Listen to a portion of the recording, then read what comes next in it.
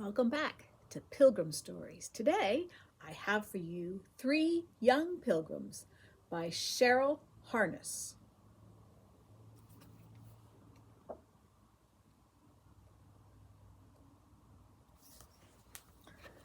Mary, Remember, and Bartholomew stood on the deck of a little boat in the very middle of dark blue ocean all around.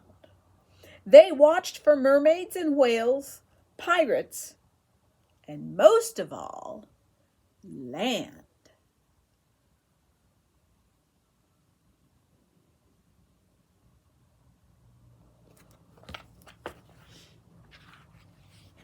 Down below their feet were the dark, bad-smelling rooms for the people and their bundles. Below them was the hold, full of cargo and barrels of food and water. Below all this was dark, cold seawater, where Mama said fish swam through the bones of poor, drowned sailors.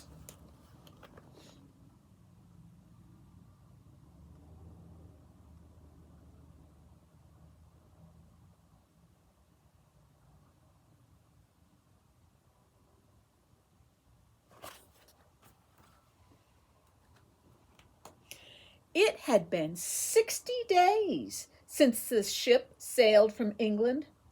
Finally, one cold November morning, there was a shouting, "Land! Land ho! 'Tis America!" The Pilgrims strained to see a pale ribbon of land. Every morning the thin line on the horizon was thicker. Mary wondered if bears were watching from behind tiny trees. Captain Jones told the sailors to drop the Mayflower's iron anchor into the sea. Papa said, "Tomorrow we will row ashore to see if all is safe. We'll find the best place for our colony, and our new baby will be born in the new world." Mama blushed happily. To make sure everyone would stick together once they reached shore, the Pilgrims wrote an agreement. They were to build a colony for the glory of God and in honor of our king and country. Together, they would be a civil body politic, making and obeying laws for the common good.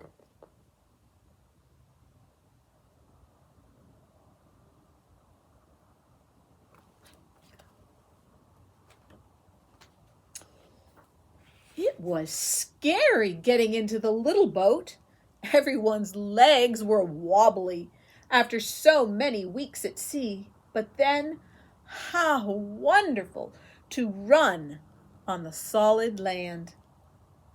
Mama and the other women washed their families' clothes in the water and spread them out to dry on the rocks and bushes. The children went exploring. "Don't go off too far," the mothers called. Mary thought she saw a face peeking from behind a rock, but when she looked, there was no one there. That afternoon, the Pilgrims returned to the Mayflower. It would be their shelter until the place to settle was found. It was an important decision. Finally, just before Christmas, Papa said to Mama, "We found a fine place to build. We will call it Plymouth Colony." Mama smiled. "I'm glad, Isaac."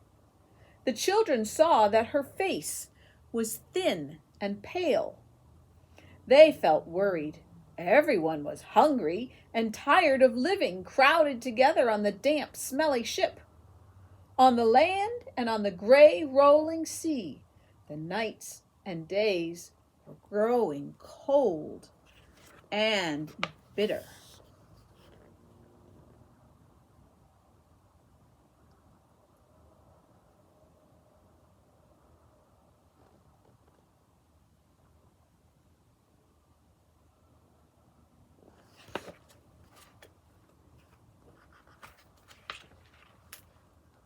Mary watched snowflakes melt into the salty sea.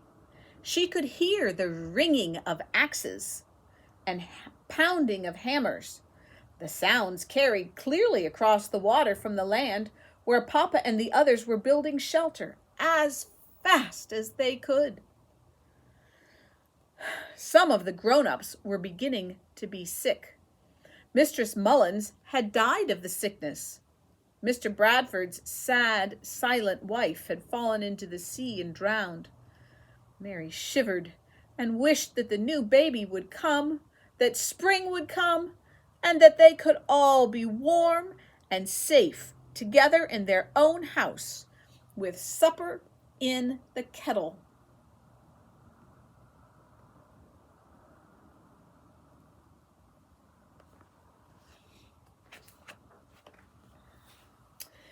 In the next weeks, those who were strong enough moved their belongings from the ship to the common house and to their own half-built houses. One dark winter evening, Papa built a smoky fire in their own hearth. That night, Bartholomew, Remember, and Mary warmed their fingers with their whispered prayers and bundled up with him and Mama. The family listened long to the sound of the woods before falling asleep, and the wind blew cold off the sea.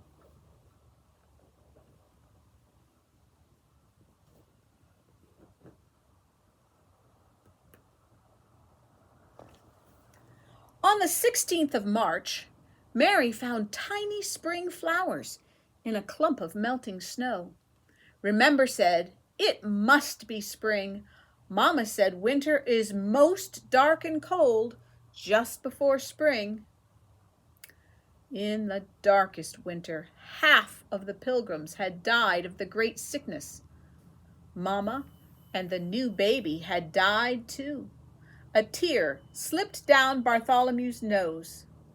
Then he saw the Indian.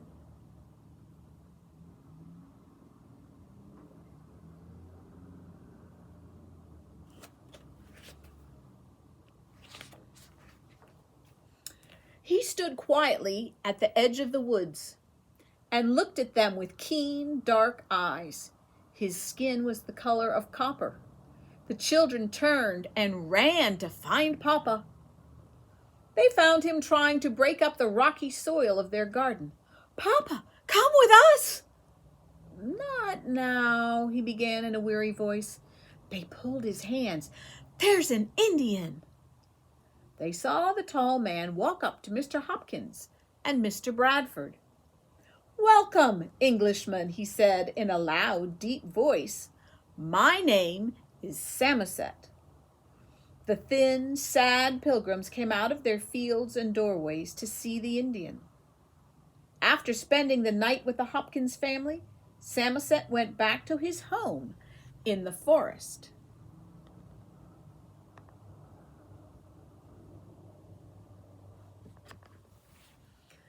When he came back, he brought his friend Squanto with him.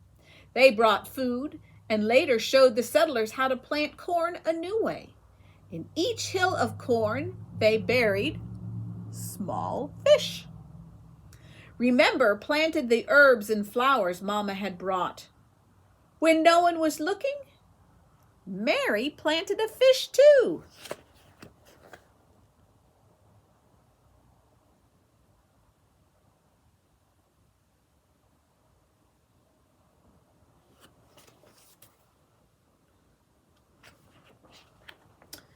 On a pearly April morning, Captain Jones sailed away on the Mayflower, back to the old world. Many of the Pilgrims wiped away homesick tears. When the ship was a glint on the horizon, they walked back to their work. This was home now.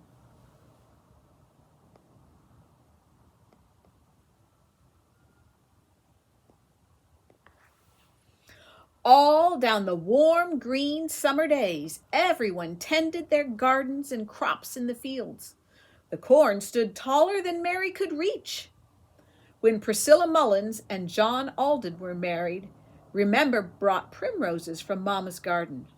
That fish must have helped, Mary smiled to herself.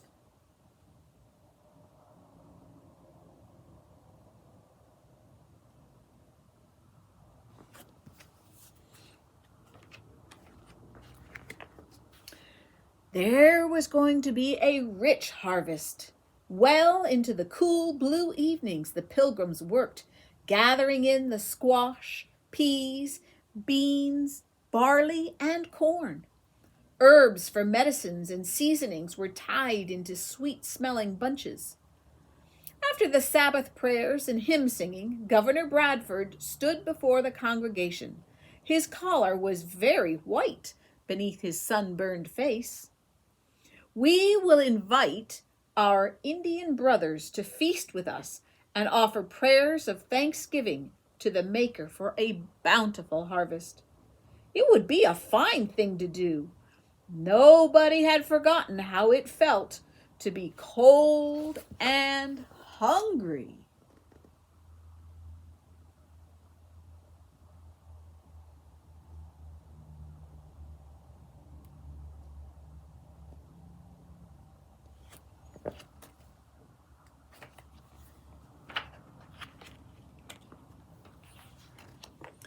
For days, Plymouth was filled with the good smells of cooking.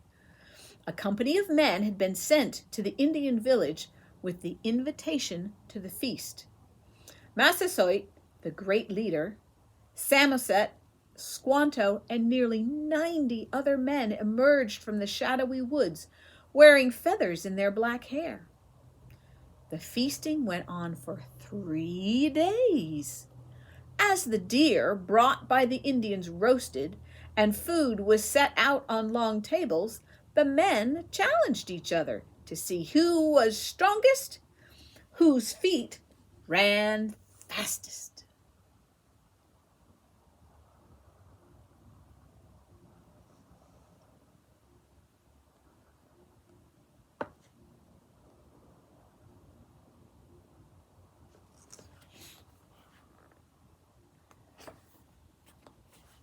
Late at night, Papa and his children sat at the edge of the circle of firelight. There was singing, and far off they could see the harvest moon rising out of the ocean. The moon path of light might have led all the way back to the old homes in Holland and England. Mary sat in Papa's lap, munching a bit of berry tart. Bartholomew asked, "Papa, are you happy we came to America?" Remember frowned at her brother. She didn't want Papa to be sad. Mary looked up into Papa's dark eyes.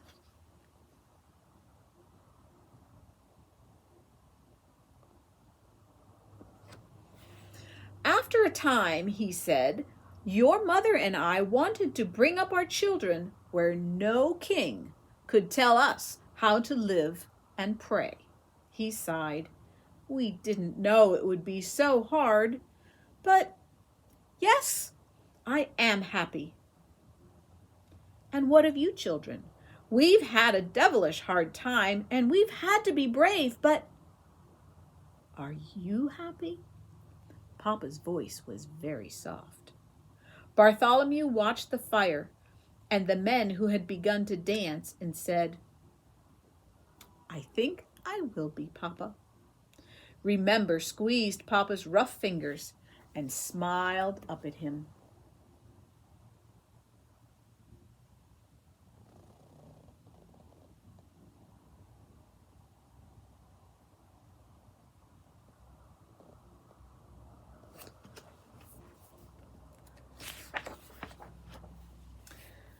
Mary wished that Mama were there.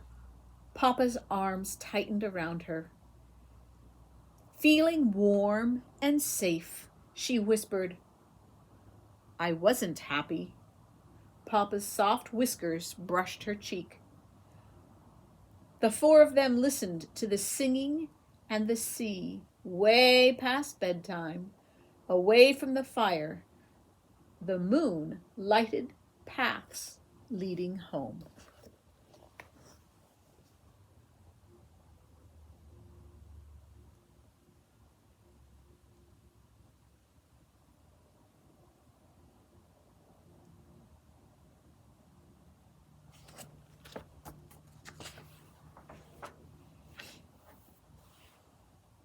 Not long after the days of feasting, a ship was sighted.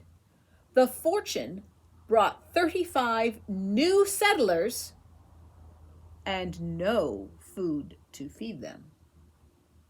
There followed a hungry winter and more hard times. The Pilgrim's good friend Squanto died in September of 1622. The next summer, a miraculous rain came just in time to save the harvest. And 2 more ships came from England, the Anne and the Little James. Many families were reunited.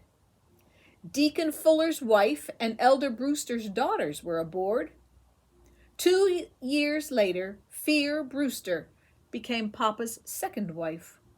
Slowly, the hungry years passed, and the colony grew as the land became prosperous. The Pilgrims and their children moved to their own farms and newly created townships, such as Rehoboth and Duxbury. When Bartholomew grew up, he went back to England. Remember, got married and moved to Salem. Mary became the wife of Tom Cushman, who had come over on the Fortune. They had 8 children, and when Mary Allerton Cushman died in 1699, the last passenger of the Mayflower passed from Earth.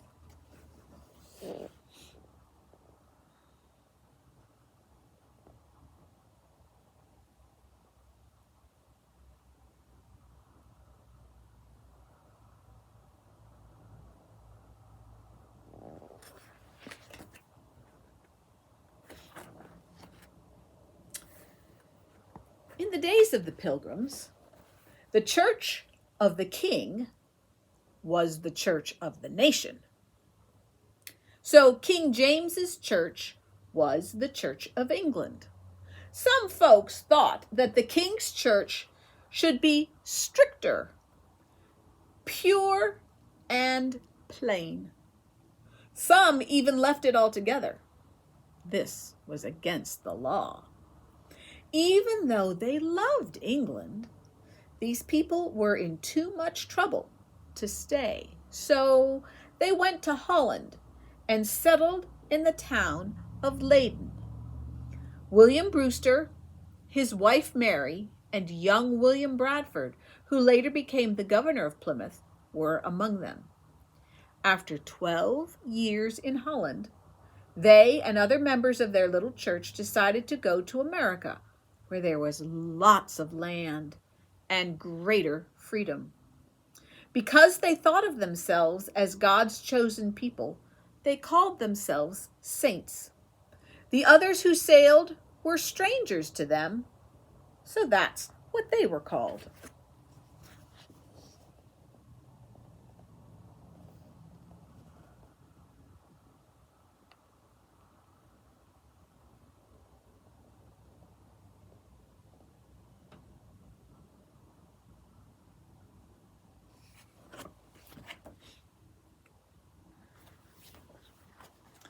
Besides religious freedom, the New World also offered the chance for people to own their own land. Because of this opportunity, the strangers, men, women, and children from London and southeastern England, decided to join the adventure. Many problems later, 102 pilgrims altogether sailed away on the Mayflower.